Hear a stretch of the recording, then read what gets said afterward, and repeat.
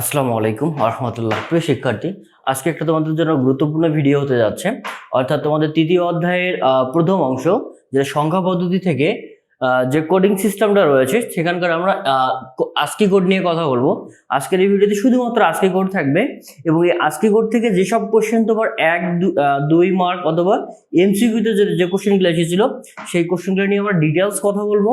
অর্থাৎ ASCII code থেকে যেভাবে কোশ্চেন হোক না কেন তুমি যদি অ্যান্সার করতে পারো, এবং কিছু ট্রিক্স থাকবে যে ট্রিক্সগুলো মেনটেন করে কিছু জিনিসের মান মুখস্থ না করে ক্যালকুলেশন না করে তুমি যদি অ্যান্সার করতে পারো সেই জিনিসটা আমরা দেখব। সুতরাং এই ভিডিওটা তোমাদের জন্য অবশ্যই গুরুত্বপূর্ণ, অবশ্যই তুমি শেষ পর্যন্ত দেখবা। তা দেখলে তোমার ASCII কোড সম্পর্কে তোমার কোনো সমস্যা থাকবে না। আচ্ছা, ASCII কোড থেকে প্রথম যে কোশ্চেনটা তোমাদের আসে সেটা হচ্ছে ASCII কোডের পূর্ণরূপ কি। তাহলে আমরা যদি এর পূর্ণরূপ লিখি, এটার পূর্ণরূপ হচ্ছে আমেরিকান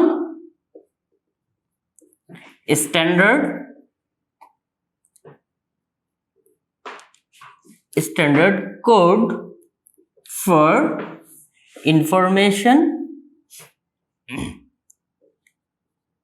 interchange।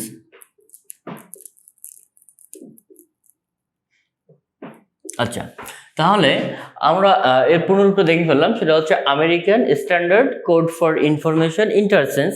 এই ASCII কোডটা আমাদের যে বর্তমান যে আধুনিক যে কম্পিউটারগুলো রয়েছে, আধুনিক কম্পিউটারগুলোতে সব থেকে বেশি ব্যবহার হয় এই কোডটা। এবং এই কোশ্চেনটা তোমার পরীক্ষায় আসছিল যে আধুনিক কম্পিউটারে সব থেকে কোন কোডিং সিস্টেম বা কোন কোডটা সব থেকে বেশি ব্যবহার হয়, তাহলে অবশ্যই সেটা হবে ASCII কোড। এই ASCII কোডটা যে প্রকাশ করে সে অর্গানাইজেশনের নাম হচ্ছে ANSI। ANSI এর পূর্ণরূপ হচ্ছে আমেরিকান ন্যাশনাল স্ট্যান্ডার্ড ইনস্টিটিউট। তাহলে এই স্ট্যান্ডার্ড যে ইনস্টিটিউট রয়েছে সে এই কোডটাকে প্রকাশ করে, যে কোডটা হচ্ছে ASCII কোড। আচ্ছা, এখন যদি আমরা ASCII কোডের প্রোগ্রামভিত্তি নিয়ে কথা বলি, আচ্ছা ASCII কোডের প্রোগ্রামভিত্তি যাওয়ার আগে এই কোডটা আসলে কেন এত জনপ্রিয় বা কোথায় কোথায় ব্যবহার করা হয়। আচ্ছা দেখো, আমরা এক কম্পিউটার থেকে অন্য কম্পিউটারে অথবা কম্পিউটার থেকে প্রিন্টার, মাউস, কিবোর্ড ইত্যাদির মধ্যে আলফা নিউমেরিক্যাল ডেটা কি হতে পারে, তুমি এ থেকে জেড পাঠাইতে পারো, বড় হাতের A to Z পাঠাতে পারো বা ছোট হাতের পাঠাতে পারো, বিভিন্ন ধরনের সংখ্যা 0 থেকে 9 ব্যবহার করতে পারো, দাড়ি কমা সেমিকোলন ফুল স্টপ এগুলো ব্যবহার করতে পারো। তাহলে এইগুলো ডাটাগুলোকে বলা হয় আলফা নিউমেরিক ডাটা বা আলফা নিউমেরিক সংকেত আমরা বলতে পারি, বা আলফা নিউমেরিক। এগুলাকে যখন আমি এক স্থান থেকে অন্য স্থানে যখন পাঠাবো তখন যে কোডটাকে লাগে সেটা হচ্ছে আমার কি ASCII কোড। ওকে, তাহলে আমরা আবার বলি যে বিভিন্ন কম্পিউটার, প্রিন্টার, মাউস, কিবোর্ড ইত্যাদির মধ্যে তথ্য আদান প্রদান করার জন্য আমার এই ASCII কোডটা ব্যবহার করা হয়। এখন ASCII কোড থেকে যদি আমরা প্রকারভেদ নিয়ে একটু কথা বলি, ASCII কোড মূলত হচ্ছে দুই প্রকারের মধ্যে একটা রয়েছে ASCII 7 আর একটা রয়েছে আমাদের হচ্ছে ASCII 8। তো এবার যদি আমরা এই দুটো নিয়ে একটু কথা বলি, আচ্ছা ASCII 7 কে মূলত বলা হয় স্ট্যান্ডার্ড ASCII আর ASCII 8 কে বলা হয় এক্সটেন্ডেড ASCII। কেন বলা হয় একটু পরে আসতেছি। এই যে ASCII 7 এর কথা বললাম, এই 7 দ্বারা মূলত বোঝাচ্ছে সেটা হচ্ছে কত বিটের। তাহলে ASCII 7 দ্বারা বুঝতেছি এটা হচ্ছে 7 বিটের। তাহলে 7 বিটের বলতে আমি যদি 2 to the power 7 দেই, 2 to the power 7 মানে হচ্ছে কত 128। তাহলে এই 128টা আমরা কি করতে পারি, ভিন্ন ভিন্ন সংকেত বা অদ্বিতীয় সংকেত আমরা রূপান্তর করতে পারি। তাহলে ASCII 2 to the power 7 এটা হচ্ছে 107 বিট, 128 বিটের। তো অর্থাৎ 28 বিটের না, 2 to the power 7 হচ্ছে আমার হচ্ছে 2 to the power 7 দ্বারা কি বোঝাচ্ছে, এটা হচ্ছে 7 বিটের সংকেত। তাহলে 2 to the power 7 যদি আমি দিয়ে দেই তাহলে এখানে সংকেত টোটাল হবে কতটা, 128টা। তা তোমাকে যদি কোশ্চেনে বলে যে ASCII কোড কত বিটের, তাহলে দেখবা যে ওই অপশনে 7 অথবা 8 আছে কিনা। সাধারণত একই সঙ্গে দুটো থাকবে না, দুটো থাকলে সেক্ষেত্রে বহুপদী হয়ে যাবে। বাট নর্মালি তোমার যে কোনো একটা থাকবে, হয়তো 7 বিটের থাকবে অথবা তোমাকে বলতে পারে 8 বিটের থাকতে, এখানে শুধুমাত্র 8 বিট থাকবে আর কি। আচ্ছা, তাহলে এখন দেখো, তাহলে এই যে ASCII 7 যে আমরা 7 বিটের কথা বললাম, এই 7 বিটে আসলে কে কে থাকে। মনে করো এইখানে একটা আমি ASCII 7 লিখবো, সেটা হচ্ছে 1 2 3 4 5 আর 2 7 দিলাম। মনে করো 1 1 0 1 0 1 1। তাহলে এখানে যেটা হবে, এই যে ডান দিকে 4টা তোমার হচ্ছে বিট রয়েছে না, এই ডান দিকের 4টা বিট তোমার কি নির্দেশ করবে, সংখ্যা নির্দেশ করবে, বা এটাকে বলা হয় সংখ্যা সূচক বিট। তাহলে ASCII 7 এ তোমার এই কোশ্চেনটা পরীক্ষা আসছিল যে ASCII 7 এ অথবা ASCII 8 এ তোমার সংখ্যা সূচক বিট কয়টি, অর্থাৎ সংখ্যা নির্দেশ করবে কয়টি বিট, সেটা হচ্ছে কয়টি বিট, 4টি বিট। তাহলে এই সামনের 3টে বিটকে কি বিট বলে, এই 3টে বিটকে তোমার বলা হচ্ছে জোন বিট বলে। আচ্ছা, আচ্ছা, জোন বিট নিয়ে আমরা ইবিসিডিআইসি কোডে অনেক কথা বলেছি, তোমরা পারলে ওই ভিডিওটা একটু দেখে নিবা। তো এখানে নর্মালি ব্যাপারটা আমি যদি তোমাকে এভাবে বলি, যেমন মনে করো 01709685992, তাই না? আচ্ছা, এই নাম্বারটা দেখে তুমি বুঝতে পারতেছো এটা হচ্ছে গ্রামীণ ফোনের অর্থাৎ গ্রামীণ সিম যে রয়েছে বা গ্রামীণ কোম্পানি রয়েছে তার হচ্ছে একটা সিম। কেমনে বুঝছো? কারণ তোর সামনে 017 রয়েছে, তাহলে এটা হচ্ছে গ্রামীণ ফোনের একটা কোড বলতে পারো।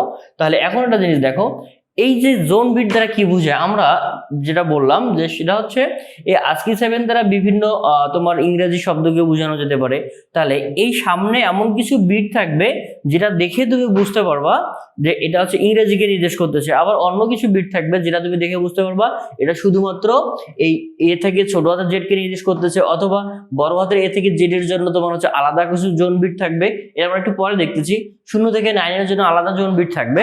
তাহলে যেমন এখানে 017 দ্বারা তুমি বুঝলা যে এটা একটা হচ্ছে গ্রামীণ ফোন। এখন যদি আমি মনে করি এখানে 018 দিয়ে দিই, তখন তুমি বুঝতেছো এটা একটা অন্য আরেকটা কোম্পানির ফোন। তাহলে এই আমরা জোন বিটকে এভাবে ব্যাপারটা মনে রাখতে পারি যে জোন বিট দ্বারা বোঝায় যে আসলে কোন সংখ্যা নির্দেশ করতেছে বা কাকে নির্দেশ করতেছে। আর অরিজিনাল সংখ্যার জন্য আমার কয় বিট থাকবে? এখানে 4 বিট থাকবে। ওকে, তাহলে এবার আমরা একটা কাজ করি। যে কাজটা করব সেটা হচ্ছে এই যে ASCII 7 এ আমরা জোন বিট পাইলাম 3টা। তাহলে এবার ASCII 8 এর যদি আমরা কথা বলি, তাহলে এখানে দেখাই, তাহলে ASCII 8 এ একটা বিট বাড়তেছে। এই একটা যদি সামনে একটা বিট দিয়ে দেই, সামনে বিটটা তোমার 1 অথবা 0 যে কিছু হতে পারে, কারণ এটা 1 কখন 0 হবে এখানে কিছু ব্যাপার আছে, বাট ওইদিকে আমাদের যাওয়ার দরকার নেই। তাহলে এখন যদি দেখো যে সামনে আমার একটা অতিরিক্ত বিট আসছে, এটাকে বলা হচ্ছে প্যারিটি বিট। আচ্ছা, প্যারিটি বিট নিয়ে তোমাদের পরীক্ষায় 1 মার্কের জন্য কোশ্চেন থাকে যে প্যারিটি বিট কি অথবা প্যারিটি বিট কাকে বলে, অথবা তোমাকে আরেকটা কোশ্চেন থাকে যে প্যারিটি বিট যুক্ত ASCII কোডটা কত বিটের। এখানে কিন্তু ঝামেলা আছে, তুমি এখন আর 7 বিট বলতে পারবা না। আবার কোশ্চেনটা শোনো যে প্যারিটি বিট যুক্ত ASCII কোডটি কত বিটের। তাহলে প্যারিটি বিট শুধুমাত্র ASCII 8 এ থাকে। তাহলে ASCII 8 এর সংখ্যাসূচক বিট 4টা, জোন বিট 3টা এবং প্যারিটি বিট হচ্ছে কয়টা? একটা। আর ASCII 7 এ কিন্তু প্যারিটি বিট বাদ দিয়ে বাকি 7টা থাকে আর কি। তা যখন তোমাকে বলবে প্যারিটি বিট যুক্ত কোড কয়টি কত বিটের, তাহলে এটা বলবো হচ্ছে 8 বিটের। ওকে, তো এবার আমরা যে কাজটা করব সেটা হচ্ছে আচ্ছা আমরা একটু মুছে দেই। এখন তোমার এখান থেকে অন্য যে কোশ্চেনগুলো থাকে সেটা হচ্ছে এইখানে একটু দেখো ASCII কোড কাকে কাকে রিপ্রেজেন্ট করবে। সেখানে দেখো সে 0 থেকে 9 কে রিপ্রেজেন্ট করবে। 0 এর জন্য সে যে ডেসিমাল ভ্যালুটা হবে সেটা হচ্ছে কত? 48। বা 9 এর জন্য যে ডেসিমাল ভ্যালু সেটা হচ্ছে 57। এখন তোমার পরীক্ষায় যদি কখনো কোশ্চেন করে যে তোমার যে কোনো একটা সংখ্যা দিয়ে বললো যে এটার ASCII কোড কত, যেমন নর্মালি তোমাকে বললো যে হচ্ছে এ এর ASCII কোড কত। এখন এ এর ASCII কোড যদি তোমাকে বলে, শুধুমাত্র এভাবে বললো, এটা বিভিন্ন ভাবে হইতে পারে। তাহলে এ এর ASCII কোড কত? তাহলে তুমি জানো যে এ তোমার হচ্ছে কি সংখ্যা? এ হচ্ছে একটা সংখ্যা যার ভ্যালু হচ্ছে কত? ডেসিমাল ভ্যালু হচ্ছে 65। আচ্ছা আমি এটা লিখে দেই। তাহলে কোশ্চেন থাকলো এ এর ASCII কোড কত। তাহলে আমরা কি করব? এ 65 এর মান শুধু লিখলে হবে না, এটাকে কয় বিটে দেখাবো? আমরা 7 বিটে দেখাবো। আচ্ছা, আমরা একটা টেকনিক দেখেছিলাম, সেটা হচ্ছে 1 2 4 8 16 32 64। আচ্ছা দেখো তো কোন ঘরগুলো যোগ করলে 65 হবে। তাহলে এই যে 64 আর 1 যদি নেই তাহলে হয়ে যাবে কত? 65। তাহলে বাকিগুলো শূন্য দিব। দেখো কয় ঘর হয়েছে? 1 2 3 4 5 6 7। তাহলে এটা হচ্ছে আমার এ এর ASCII কোড। তাহলে এটা কয় বিটে হয়ে গেল? 7 বিটে হয়ে গেছে। সামনে প্যারিটি বিট একটা বিট দিলে এটা প্যারিটি বিট হয়ে যাবে। বাট শুধু যদি নর্মালি বলে যে এ এর ASCII কোড কত, তুমি এখানে 7 বিটে দিয়ে দিতে পারো। ওকে, অনুরূপ ভাবে এখন যদি তোমাকে বলে স্মল লেটারের ASCII কোড কত, তাহলে তুমি কি করবে? এই যে 97 এর যেভাবে বাইনারি আমরা বের করেছিলাম সেভাবে তুমি বের করে 97 ASCII কোড দিতে পারো। আবার যদি এখন তোমাকে বলে যে 3 এর ASCII কোড কত, তখন কি করবা বলো দেখি? তাহলে 3 এর ASCII কোড কি? তোমরা জানো যে 3 এর বাইনারি হচ্ছে 11 আর সামনে সবগুলো কি শূন্য দিলে কি হয়ে যাবে? দেখো ব্যাপারটা এভাবে কিন্তু হবে না, কারণ এখানে তোমার একটা জিনিস মাথায় রাখতে হবে যে 0 এর বাইনারি হচ্ছে 48। তাহলে 0 যদি তোমার 48 হয় তাহলে 1 হচ্ছে 49, তাহলে হচ্ছে 2 হবে কত?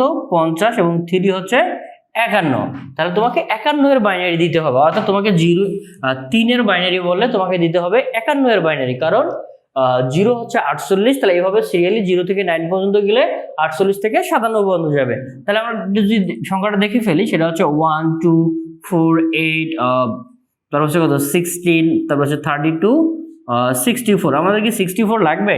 64 লাগবে না। তাহলে দেখো 32 আর তোমার হচ্ছে 32 আর 16 হচ্ছে কত? 32 আর 16 হচ্ছে 48, আমার দরকার কত? 51, তাই না? 48 আর 2 হচ্ছে 50 আর 1 হচ্ছে 51। তাহলে আমরা কি করব? দেখো এখানে আমার 2 আর 2 4 আর 2 6, সামনে একটা শূন্য দিব। তাহলে কয় বিট হয়ে গেল? 7 বিট হয়ে গেল। আচ্ছা, এখন একটা জিনিস দেখো, অথবা তোমার 64 লাগতেছে না, তুমি এখানে শূন্য দিয়ে দিচ্ছ, এই ব্যাপারটা এরকম আর কি। তো এখানে এইটাই হচ্ছে আমার 3 এর ASCII কোড। তাহলে এভাবে আমরা যে কোনো সংখ্যার ASCII কোড জানতে চাই, তাহলে এভাবে দিব। এখন তোমাদের আমি এটা বলি, এই পুরোটাই মুখস্থ করতে হবে না, তুমি জাস্ট শুধুমাত্র কি শূন্য এর মানটা মুখস্থ রাখো। তাহলে যত ঘর যেতে বলবো, যেমন 0 থেকে তোমার 3 এর মান জানতে চেয়েছে, তাহলে 0 থেকে 3 পর্যন্ত তুমি এভাবে আসো। অথবা তোমাকে বি বা সির মান জানতে চেয়েছে, তাহলে তুমি 65 থেকে এভাবে যাবা।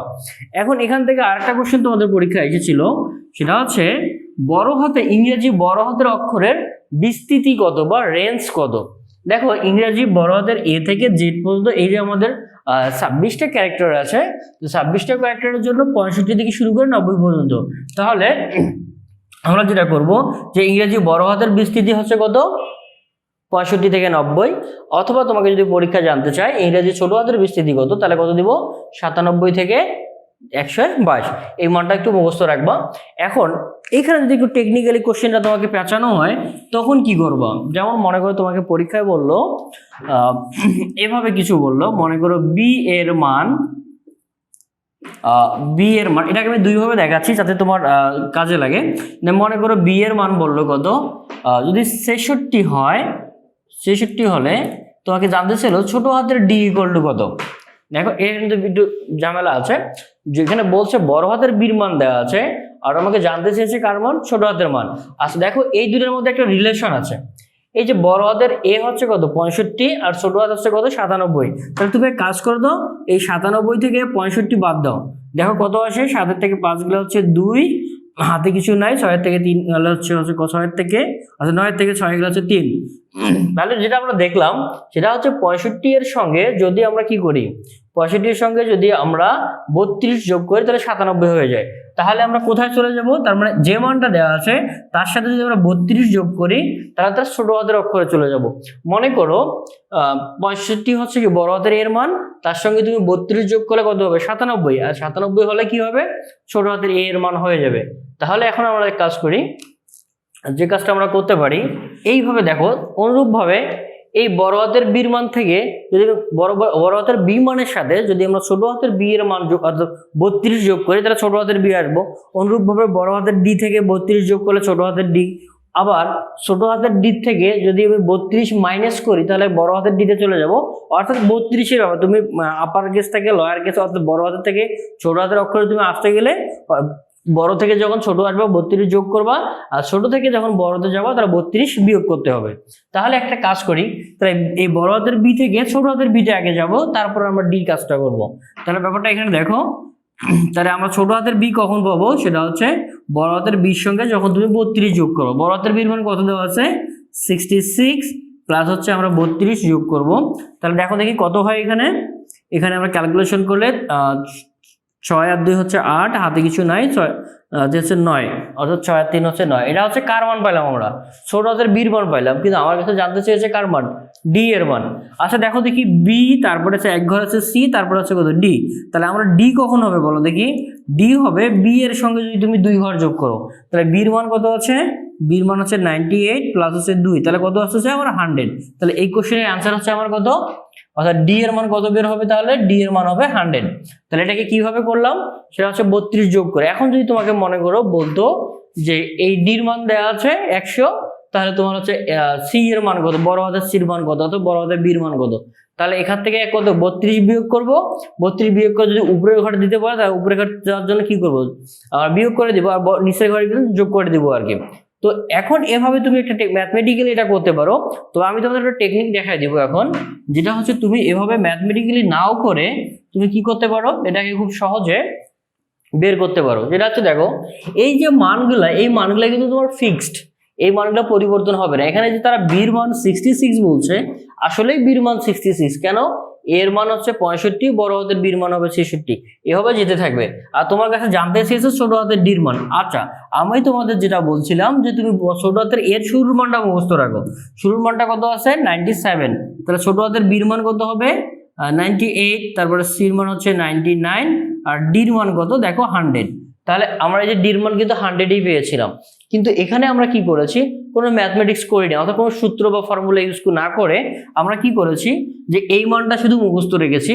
আর আমাকে ডির মান জানতে চেয়েছে, তাহলে আমি কি করব? এদের থেকে নিচে চলে যাব, যত ঘর অর্থাৎ যেতে যেতে ঘরগুলো গনে গনে যাব, অর্থাৎ 96 থেকে 97, অর্থাৎ 97, 98, 99, তারপরে 100, এভাবে আমাদের যত ঘর যেতে বলে। আমার মনে হয় তোমার কাছে ইর মান জানতে চাইতো, তাহলে আমরা কত দিতাম? 101 দিয়ে দিতাম।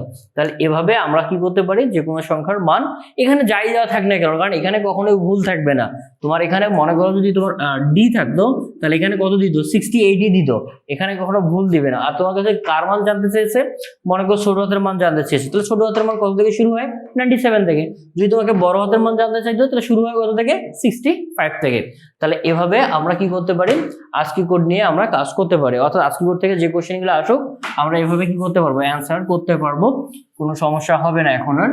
তো এই ভিডিওটা আজকে আমি এই পর্যন্ত রাখতে যাচ্ছি। তো যে কোশ্চেনগুলো তোমাদের এখানে হয়, আমি তাহলে ব্যাপারটা আরেকবার বলি।